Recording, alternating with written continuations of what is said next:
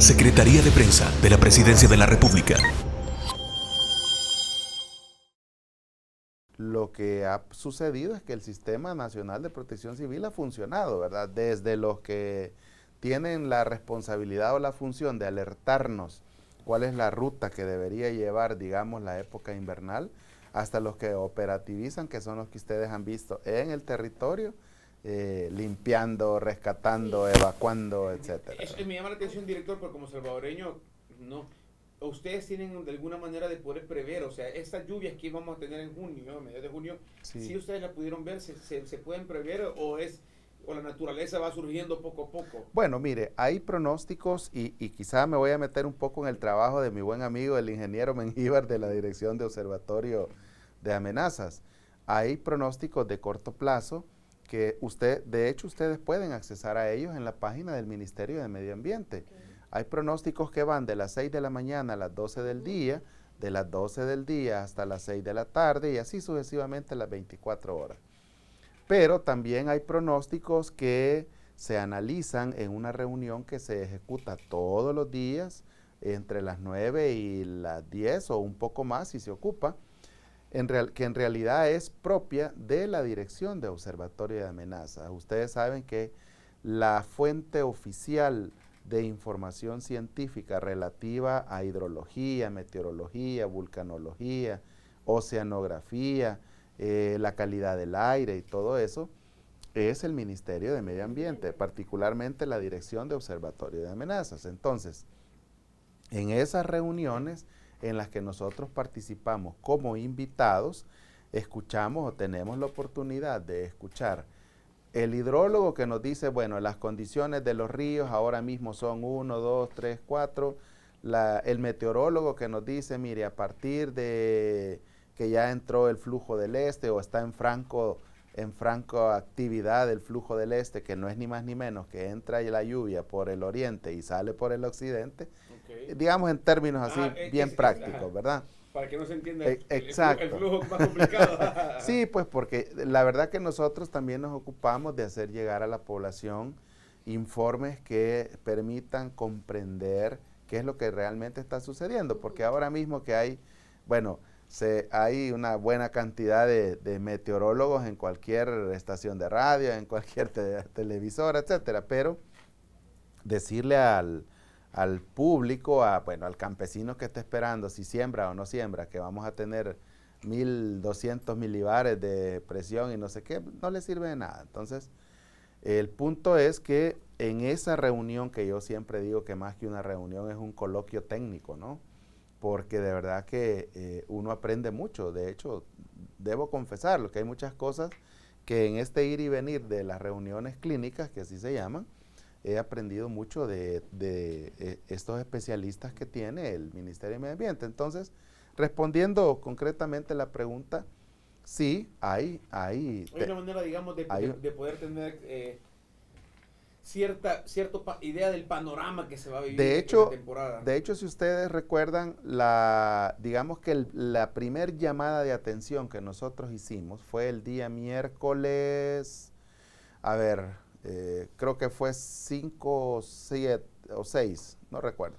O sea, pero faltaba una semana al menos para que exactamente. Entonces, ¿por qué? Porque en la reunión clínica de ese día nos dijeron, miren, tenemos a altas probabilidades, ahora mismo podría estar en un 5%, ¿verdad?, de probabilidad de que entre el 16 y el 18, incluso hasta llegando al 20, tengamos una buena cantidad de lluvia.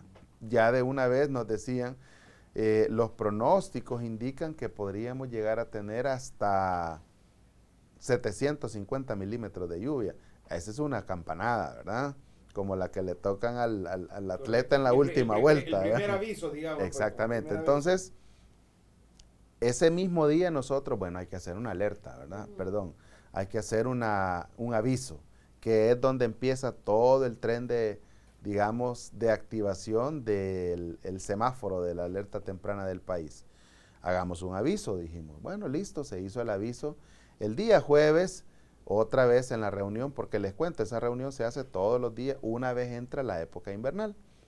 cuando ya, digamos, para de llover allá por noviembre, se hace todos los lunes, para siempre tener una perspectiva. Sí. Entonces, el día miércoles, otra vez, escuchando a los especialistas, nos dicen, mire, digamos que ha subido de 5 a 10%, ¿verdad? Bueno, entonces hagamos una advertencia. Y así fue como pusimos la advertencia. Cuando empieza el semáforo, que ya es lo que usualmente nosotros conocemos como sistema de alerta temprana. El día jueves, que nos dice, mire, ya fue el viernes, nos dicen, mire, pasamos ya de 10% a 25%. O sea, un incremento rápido. Exactamente. Entonces, listo, nos vamos con alerta verde. Se activa el semáforo, alerta verde. Exactamente. Ese mismo día me llama el ingeniero Mengíbar y me dice, mira, Luis, vamos a hacer otro informe especial porque pareciera que todo ese campo nuboso que se está generando nos va a empezar a dejar lluvias entre domingo y lunes. Sábado, algunas lluvias esporádicas. Bueno, entonces ahí es donde ya uno activa todo el sistema, porque en el preciso momento que yo recibo ese informe especial, la primera llamada es a mi jefe inmediato, el señor ministro de Gobernación. Mire, ministro, tenemos estas y estas condiciones. Ya entonces él entra en comunicación con los demás ministros. Bueno, listo, vámonos con alerta amarilla. Por eso fue que ese mismo día pusimos alerta verde al mediodía y alerta amarilla ahí por la tarde-noche, ¿verdad? Listo. El sábado empezaron a llover, algunas pringas. Otra vez en la reunión clínica nos dicen, miren, lo que ahora estamos previendo es que entre domingo y lunes podríamos llegar a tener hasta 300 milímetros. Vámonos con alerta naranja, ¿verdad? Vámonos con alerta naranja.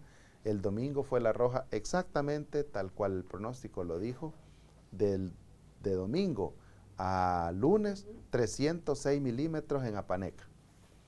306 milímetros en Apaneca, creo que fueron 305 en la estación de Conchagua, y así sucesivamente toda la costa. Entonces, pero ya el domingo alerta roja, ¿verdad? Y de una vez... O sea, en cuestión de 2 días, director, cambiamos de verde a roja porque así lo requería. Exactamente, pero ahora veamos, ¿qué es lo que pasa? Porque, ¿qué significa cada uno de los colores?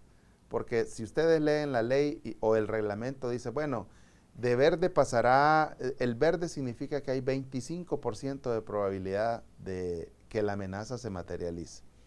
Luego pasamos a amarilla, que es el 50, naranja, que es el 75, y rojo, que definitivamente ya es el 100. Ya estamos en el... Exactamente, pero para el público en general, ¿qué significa eso? Es ahí donde el plan invernal tiene, diría yo, cada uno de los componentes, cosas que deberían ir sucediendo por cada uno de los colores.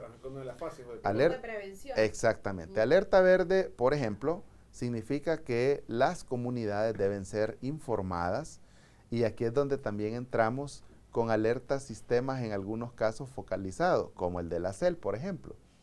La Comisión Ejecutiva del Río Lempa, que tiene o ha hecho una inversión pero muy importante en toda la zona del Bajo Lempa, estoy hablando desde la carretera del litoral hasta las comunidades Zamorano 1, 2 y todas esas, que les permiten no solamente tener un radio que tiene información directa con la sala de situación de la presa 15 de septiembre, que es donde se generan las descargas, que les permite ir, digamos, previendo el riesgo que supone que la presa se llene demasiado.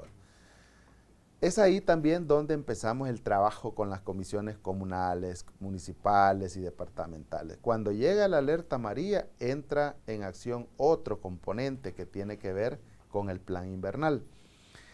Cuando nosotros, probablemente ustedes me han venido escuchando toda esta semana o un término que dice gestionar la emergencia. ¿Qué significa gestionar la emergencia? Cuando hablamos de gestión, ipso facto hablamos de las 4 herramientas del proceso administrativo, ¿verdad? Planificación, organización, dirección y control, si quiere. El plan, digamos que está hecho desde, bueno, lo tenemos desde abril, el plan invernal, ¿verdad? Luego, ¿cómo se organiza? Pues es que ahí es donde empezamos a ver cómo se unen conceptos. Organizado está el sistema por ley en nivel nacional, departamental, municipal y comunal, pero a eso el mismo plan describe una organización muy particular para estas situaciones que tiene que ver en principio con tener 3 tipos de instalación para gestionar la emergencia, es decir, Centro de Operaciones de Emergencia Nacional, Departamental y Municipal. ¿Y qué se hace en el centro? Bueno, se tiene un enlace de todas las instituciones organizadas en 7 funciones claves. ¿Cuáles son?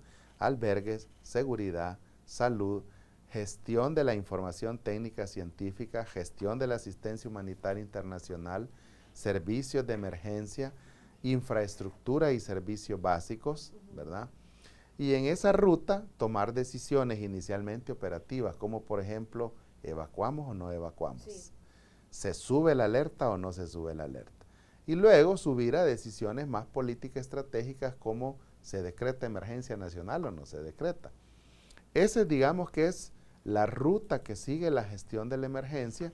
¿Y cómo se materializa en el terreno? Bueno, en alerta amarilla, todos los COEs municipales activan. El COE es el acrónimo que nosotros utilizamos para referirnos a Centro de Operaciones de Emergencia. Activados todos los COEs y todos los equipos, es momento de ir a las comunidades y decir evacúe, evacúe, evacúe. Y que en todo ese tiempo, director, no dejaba de llover en esos días. Exactamente. O sea, era una lluvia constante. Exacto. Y todavía como de más riesgo para estas diferentes comunidades. O en este caso, obviamente vimos Santa Ana o sí. Aguachapán era de los más fuertes. Todavía en ese momento se estaba haciendo gestión de este tipo de emergencias. Exactamente. Y por eso han visto ustedes que el día viernes, porque alguien me decía, pero mire, no están siendo demasiado exagerados, porque ¿cómo pasamos en un mismo día de la alerta? Bueno, lo que pasa es que nos basamos en información científica. No es a nuestro antojo, no es porque a mí se me ocurre. Como ve el cielo usted y exacto. Ya entramos al 50% y ya puede ser una alerta. Mire, lo que no debería volver a pasar en este país, porque de verdad son cosas que si existe la información, si existe el modelo matemático, porque hay que denotar que toda la probabilidad se basa en modelos matemáticos que dicen, bueno, tenemos tanto viento, tenemos esto, sí. Tenemos lo otro. Entonces, hay que escuchar a los especialistas, pero no solamente escucharlos y creer que ya yo tengo también la capacidad de poder predecir. No, o sea, hay que escucharlos y tomar acción. Claro. Lo que no debería volver a pasar en este país es, por ejemplo, lo que pasó el 8 de noviembre de 2009. El día viernes, y lo digo con propiedad porque ya yo trabajaba en protección civil, obviamente estaba en un nivel técnico, ¿verdad? Muy, pero muy técnico. El día viernes a nadie se le hubiera ocurrido que entre la noche del sábado y la madrugada del domingo, la tormenta Ida iba a dejar lavado por completo la zona suroeste del volcán Chinchontepec, ¿verdad? Afectando Guadalupe, Tepetitán, Santa María Ostuma, Mercedes La Ceiba. Entonces, yo recuerdo, pero muy, ¿cómo se llama? Claro que el ingeniero Raúl Murillo, que era el meteorólogo en esos días, que estaba en plena, digamos, comunicación con el SNET entonces, recuerdo haberle dicho a las autoridades entonces de protección civil, mire, deberíamos poner alerta, mire la alerta. No, mire si cómo está el sol, que no sé qué, que no sé cuánto. Y mire todo lo que pasó. Entonces, sí, claro. ¿Qué significa? Si está disponible la información, si la tenemos, si tenemos modelos matemáticos que seguir. Que funcionan. Son más precisos. Activemos el exacto, semáforo. Porque... exacto. Y todavía hay que hacer otro análisis. A mí me encanta una máxima que tiene... La aprendí de un profesor japonés que tuve hace muchos años. Decía, mira Luis, si pasó una vez, 2 veces y 3 veces, no esperes la cuarta, ¿verdad? O sea, hay que prepararse para que... Entonces es así como el sistema ahora mismo, si ustedes recuerdan, el día sábado sesionó ya la Comisión Nacional de Protección Civil. Se activa, por supuesto, el nivel máximo de toma de decisiones políticas estratégicas del sistema, es la Comisión Nacional de Protección Civil, que por supuesto es liderada por el señor Ministro de Gobernación, de acuerdo a la ley, el presidente de la comisión. Okay. Cuando ya la emergencia está declarada, pues obviamente la asume en un binomio con el señor presidente Nayib Bukele, que ahora mismo pues se ha demostrado que se le ha dado atención a todas y cada una de las familias y seguimos porque todo el mundo puede decir, bueno, ya salió el sol, ya los albergues se están cerrando, pero hay cosas que continúan. Que tuvimos un poco de sol el viernes pasado, este fin de pasado que amaneció bonito, pero ayer en la noche hizo estragos, igual Claro. en nuestras calles. Acumulación de basura, que también Exacto. es parte nuestra, pero que se ha visto todo, también trabajo. pero como sea, pero generó estragos la lluvia. Sí. Yo le llamo en términos técnicos a eso factor social, factor de vulnerabilidad social, cultural y social educativo. Mientras sigamos pensando que el mejor lugar para tirar la basura o para depositarla son los tragantes, y vea usted que hace poco circuló Sí, de unos en Santa, Sí. en Santa Tecla. creo que fue en Santa Por Tecla. suerte ya está haciendo- Fueron 19 al final. 19, Sí, ¿no? fueron 19, lamentablemente de eso, todos duelen, todos absolutamente duelen. Y de verdad, como decía mi abuela, que en paz descanse, no lo digo del diente al labio. Mire, Sí, cuando lamentable. cuando nosotros insistimos, evacúe, lo hacemos con un solo fin, salvaguardar la vida. Yo debo reconocer, porque pues infortunadamente es parte de la vivencia que de toma la día a día de vivencia, trabajo. ¿no? Y también es una condición humana tener apego a lo material. Todo, ¿verdad? nosotros lo hablamos, director, y decíamos, Es bien difícil. hablamos de ese tema y decía, yo a mí me costaría dejar mi casa, me Exacto. daría miedo que lleguen a meterse, me daría miedo Exacto. perder todo lo que he trabajado. Y, Pero mire qué interesante, empecemos por ahí. Yo creo que hoy el gobierno del presidente Bukele ha demostrado por demás que la seguridad ha dejado de ser un problema en este país. Ha dejado de ser un problema. Y puedo decírselo con que ninguna familia, que ninguna familia va a tener problemas. o sea, de los Bueno, albergados que no perdieron su y hasta vivienda, le está puedo ahí. poner un ejemplo propio. Un día, bueno, con estos días que nos ha tocado llegar a la casa a la 1 de la mañana y salir a las 5 de regreso, Sí. ya yo le hacía la broma a mi esposa que ha sido como el mexicano aquel, ¿verdad? Ya vine, vieja, ya me voy. Entonces, Entrada por salida. sí, en una de tantas, simple y sencillamente se me olvidó subir los vidrios del vehículo, dejando en el vehículo la tablet que usualmente uso para, digamos, El trabajo, manejo de ¿no? información, Sí. etcétera. Llego en la mañana y estaba ahí. Y usted dijo, como todo ese barrio, Dios mío, Sí. por favor. Híjole.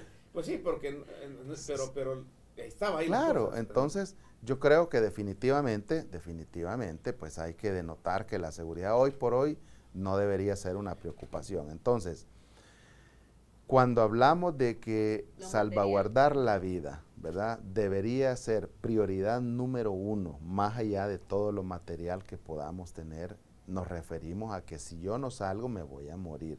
Sí. Yo he visto comentarios y yo comprendo, pues sí, porque a veces el dolor lo hace a uno buscar una salida y sobre todo buscar culpables, ¿verdad? Sí. Uno dice, pero es que aquí no vino Protección Civil a decirme que saliera. Bueno, yo creo que es importante recordar que la Protección Civil se basa en 3 premisas, y ahora mismo les paso un examen a ustedes también. La premisa número 1 dice que todo ser humano debería hacer lo necesario para procurarse un entorno seguro. Y cuando yo hablo de esto en algún centro escolar o algo así, les pregunto, a ver, ¿cuántos de ustedes se han ocupado para identificar cuál es el lugar más seguro de este lugar? ¿Verdad? ¿Cuántos de ustedes se han ocupado para identificar cuál es la ruta de evacuación de este lugar en el que estamos? Y algunos dicen yo, otros callan, etcétera, y apenas vamos con la primera premisa, ¿verdad? La segunda premisa dice que en materia de protección civil, todos los que tenemos o somos responsables de un hogar, ¿verdad? O cabeza de familia, independientemente si es hombre o mujer, deberíamos hacer lo necesario para procurar un entorno seguro para su familia o los que dependen de usted. Entonces, si estoy escuchando en la radio, en la televisión, en las redes sociales que hay que evacuar, yo pasé toda la semana, incluso antes de que tuviéramos la lluvia fuerte, diciendo, miren, hay 3 signos característicos que denotan que algo podría pasar en la vivienda. si yo tengo un talud cerca. Yo les decía, miren, número 1, si la escorrentía que está bajando a los lados de la vivienda pasa de tener un color lechoso o blanquecino a un color muy, pero muy oscuro, Es que está ablandando la tierra. Exactamente, exactamente. Entonces, digamos que el nivel de erosión que está provocando esa escorrentía ya debería alertarnos. Si a eso le agregamos que, por ejemplo, yo tengo 3, 4, 5, la cantidad de árboles que sean alrededor de la vivienda, y de repente veo que uno que toda la vida ha estado vertical empieza a horizontalizarse, se está perdiendo la capacidad portante, que así se llama, ¿verdad? Se está perdiendo la capacidad portante de la tierra, es decir, la capacidad de asir. Ablandando al buen salvadoreño. En términos salvadoreños se está ablandando. Es momento de irse porque esta luz se puede venir. Y si a eso le agregamos que empiezan a caer pequeños depósitos de tierra que se incrementan tanto en número como en cantidad de material que se está desprendiendo, vámonos.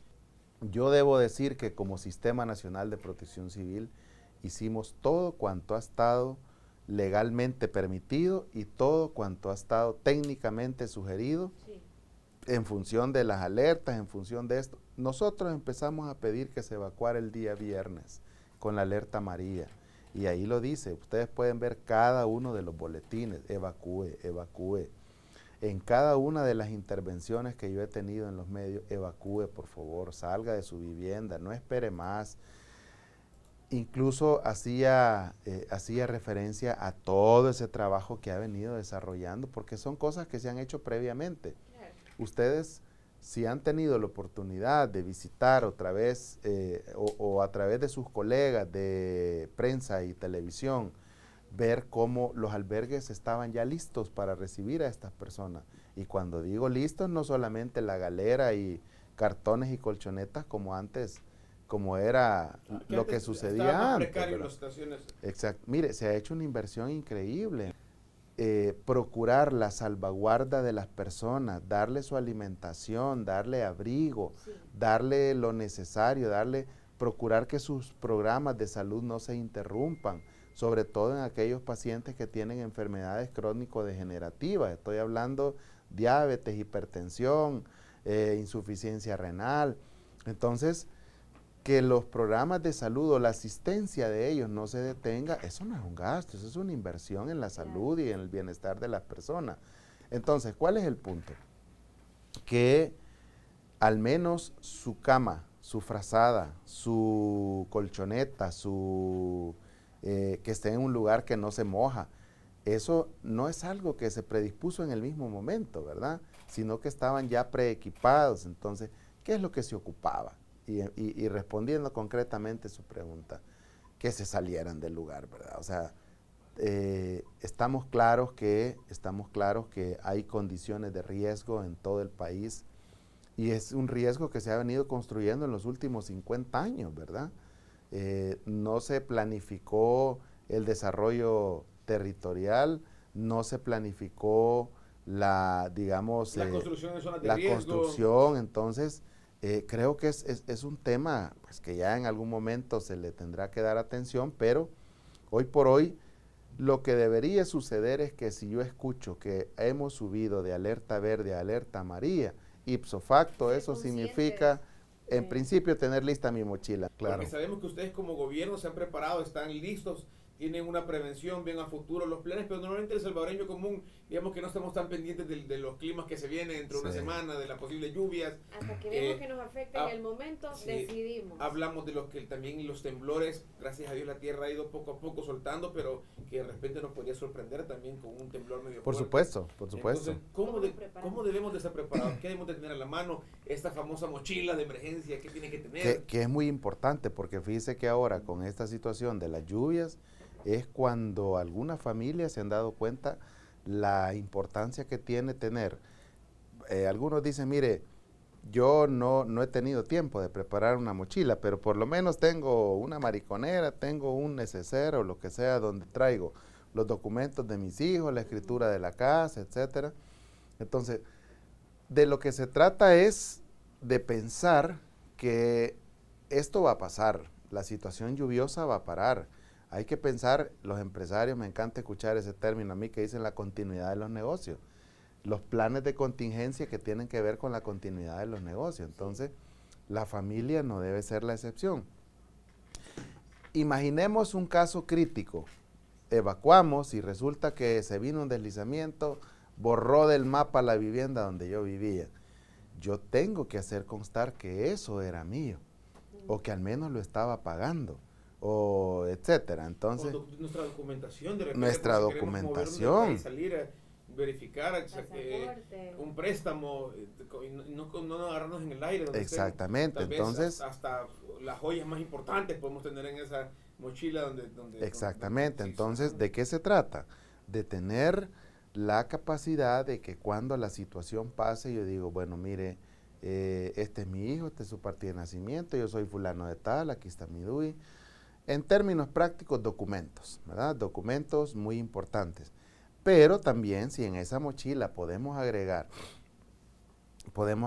productos no perecederos, comida enlatada, etcétera, justamente por lo que usted estaba diciendo. Yo de verdad que debo felicitar al director de albergues y todo el equipo de trabajo de él por la capacidad que ahora tiene el país instalada de poder albergar personas en el preciso momento que se necesita, ¿verdad?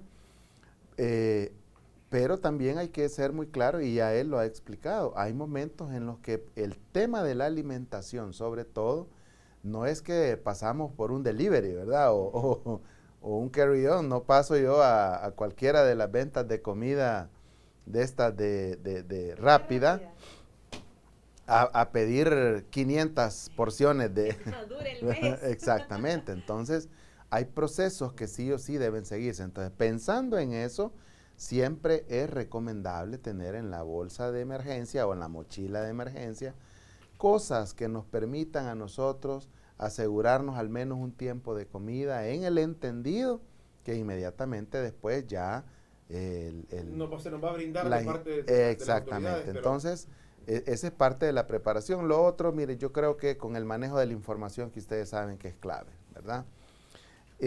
Hay muchas personas que infortunadamente se dedican a generar información que no solamente es falsa, sino que asusta, da pánico, lesiona la psiqui de las personas, ¿verdad? Lesiona de verdad la psiqui de las personas. Entonces, hay fuentes oficiales y obviamente hay medios responsables como los que ustedes representan, como que están, mire, el Ministerio de Medio Ambiente dice que hoy va a llover tanto, que se va a concentrar la lluvia en tal lugar, esto y lo otro.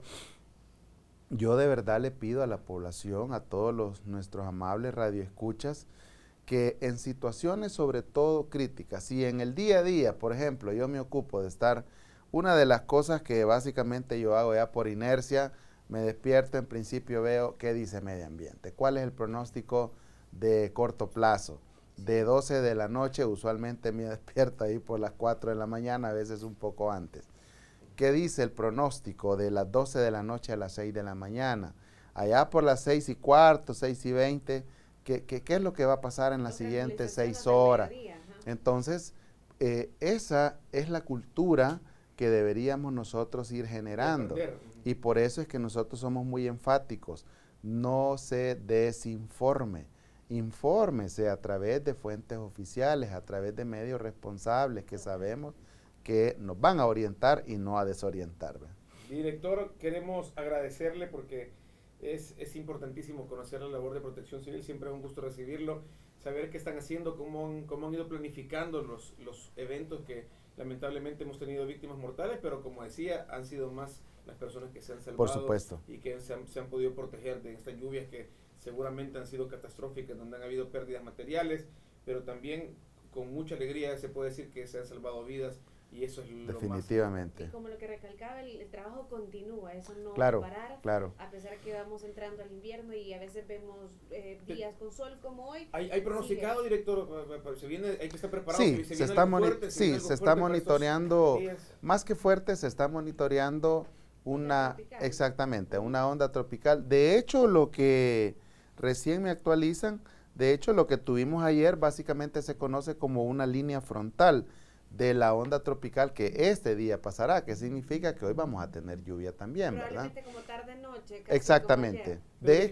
Y hay que decirlo, estamos ya en condiciones normales del invierno, ¿verdad? Usted decía, el director, correcto, vamos a tener días con sol, una tarde con lluvia, de repente noche sin nada, al día siguiente lluvia en la mañana, pero como normalmente estamos acostumbrados en el Sí, país. para el digamos. fin de semana sí, probablemente podríamos tener un leve incremento en las lluvias, ¿verdad? Pero obviamente pues vamos a darle seguimiento y le pido nuevamente a la población que se informe, ¿verdad? Y Así es.